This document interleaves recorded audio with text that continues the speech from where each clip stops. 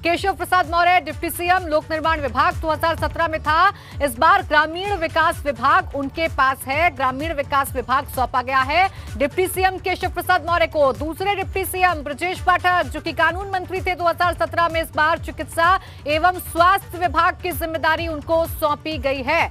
इसके बाद आइए बात करते हैं स्वतंत्र देव सिंह की। तो परिवहन मंत्री थे 2017 में, इस बार जल शक्ति विभाग उनको सौंपा गया है।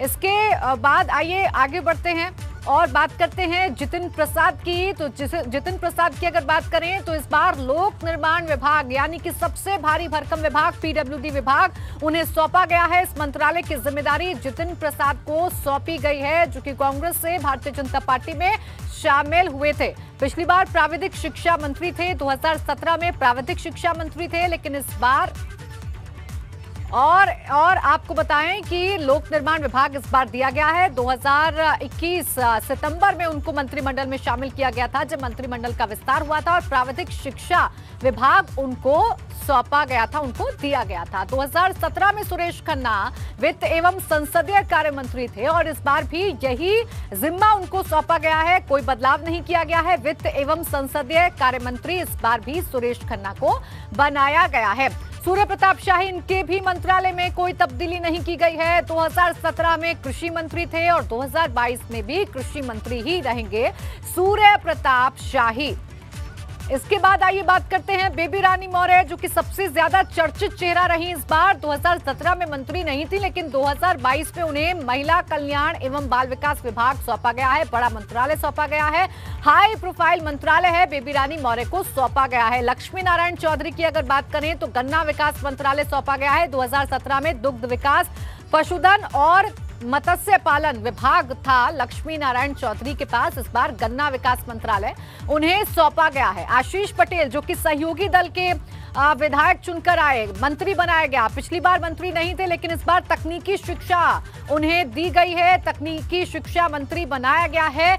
आशीष पटेल को अपना दल ऐसे आते हैं। इसके अलावा AK शर्मा जो कि बड़ा नाम है इस योगी कैबिनेट के, 2017 में राजनीति में नहीं थे लेकिन 2022 में जब उन्हें मंत्री बनाया गया है तो ऊर्जा नगर विकास मंत्रालय सौंपा गया है AK शर्मा यानी कि अरविंद कुमार शर्मा को। ये वो बड़े नाम हैं जिन्हें जिस तरीके से मंत्रालय दिए गए हैं वो हमने आपको बताया। एक बार फिर से रुक कर लेते हैं हम ब्यूरो चीफ वीरेश पांडे का जो कि भाजपा दफ्तर के बाहर से हमारे साथ बने हुए हैं। वीरेश, देखिए इससे पहले जब तमाम नेता आपके साथ थे आप उनसे बात कर रहे थे और वो बता रहे थे कि कार्य के हिसाब से, सरकार के हिसाब से हमने मंत्रालय बांटे हैं, लेकिन फिर भी इसके बावजूद समीक्षा तो होगी, रैंकिंग की भी बात की जाएगी। तो आपकी नजर में किस तरीके से रैंकिंग है?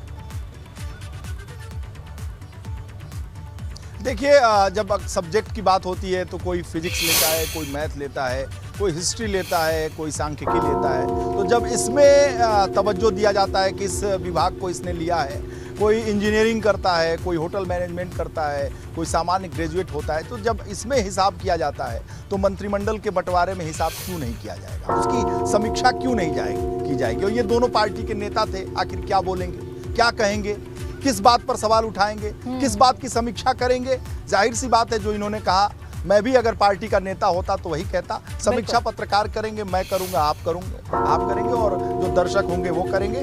कुल मिलाकर पीडब्ल्यूडी, नगर विकास जैसा महत्वपूर्ण विभाग AK शर्मा, संदीप सिंह, नंद गोपाल गुप्ता नंदी, और साथ ही साथ ये जो विभाग है उसके हिसाब से हम देखें तो कृषि मंत्रालय जो दिया गया है सूर्य प्रताप शाही को, सूर्य प्रताप शाही को कृषि अनुसंधान भी है, कृषि शिक्षा भी है, जल शक्ति बाढ़ नियंत्रण स्वतंत्र देव को है, और सारी समीक्षा लगभग हो चुकी है।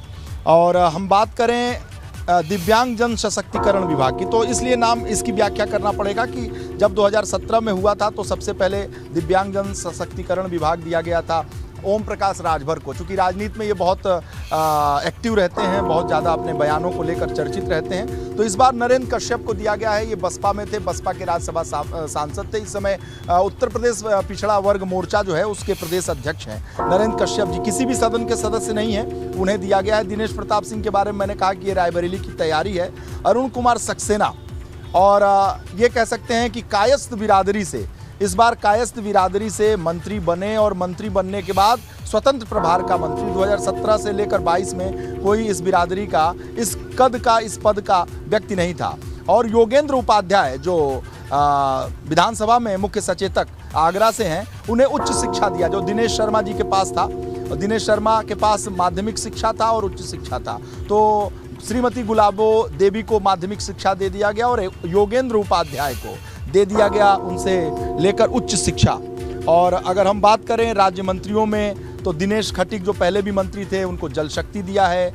और बलदेव औलख की बात करें, पहले मंत्री थे, कृषि शिक्षा और कृषि अनुसंधान दिया है। मयंकेश्वर सिंह ये अमेठी से आते हैं, तो अमेठी में इस बार मंत्री सुरेश पासी की जगह पर मयंकेश्वर सिंह को बनाया गया। राजघराने से आते हैं और कई बार के विधायक हैं ये। संसदीय कार्य, चिकित्सा, शिक्षा, ये तमाम चिकित्सा, स्वास्थ्य अपने उनके अनुभव को देखते हुए दिया गया है। राज्य मंत्रियों में ये महत्वपूर्ण इनके पास विभाग है। और अमेठी से आते हैं इसलिए चूंकि जगह बहुत महत्वपूर्ण है, राजघराने से हैं और इसलिए इनका और महत्व है वहाँ पर।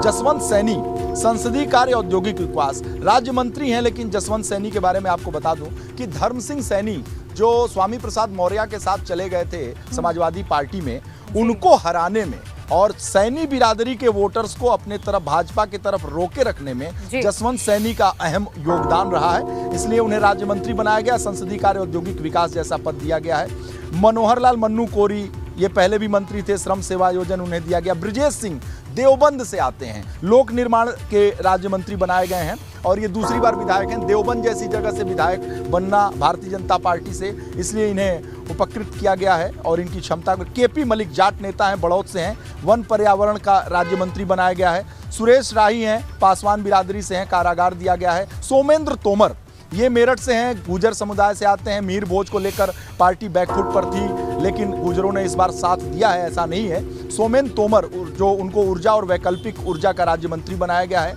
अनूप प्रधान वाल्मीकि दलित समाज से आते हैं, राजस्व है। प्रतिभा शुक्ला कानपुर देहात से हैं, महिला कल्याण, बाल विकास एवं पुष्टाहार। जैसा कि बेबी रानी मौर्य को आपने बताया, स्वाति सिंह के पास वही विभाग था। महिला कल्याण, बाल विकास, पुष्टाहार की वो मंत्री थी, स्वतंत्र प्रभार की मंत्री थी, लेकिन बेबी रानी मौर्य को वही विभाग मिला है, लेकिन वो कैबिनेट मंत्री हैं। और प्रतिभा शुक्ला उनकी सहयोगी हैं, महिला कल्याण बाल विकास की राज्य मंत्री हैं। रजनी तिवारी पहली बार मंत्री बनी, उच्च शिक्षा दिया गया है। सतीश शर्मा जो बाराबंकी से हैं, अरविंद सिंह गोप जैसे कद्दावर समाजवादी पार्टी के नेता को हराए हैं, कैबिनेट मंत्री थे गोप, लखनऊ यूनिवर्सिटी के अध्यक्ष भी थे, तो उनको हराए हैं, इसलिए उनको उपकृत किया गया है। खाद्य एवं रसद तथा नागरिक आपूर्ति। और दानिश आज़ाद, अब मैं आपको बताऊं कि इनको दिया गया है दानिश आज़ाद अंसारी, बलिया के रहने वाले हैं, लखनऊ में राजनीति करते हैं और इनको आप सोचिए कि किसकी जगह पर रखा गया है। अल्पसंख्यक कल्याण, मुस्लिम वक्फ एवं हज मंत्रालय उनको दिया गया है। और विजय लक्ष्मी गौतम ये दलित समुदाय से आती हैं, सुरक्षित सीट से चुनाव इन्होंने जीता है, इनको राज्य मंत्री बनाया गया है। ग्राम विकास, समग्र विकास तथा ग्रामीण अभियंत्रण, ये केशव प्रसाद मौर्य के अधीन काम करेंगी, राज्य मंत्री के तौर पर काम करेंगी। तो ये सारी लिस्ट है जिस पर हम लोगों ने समीक्षा की, बातें की।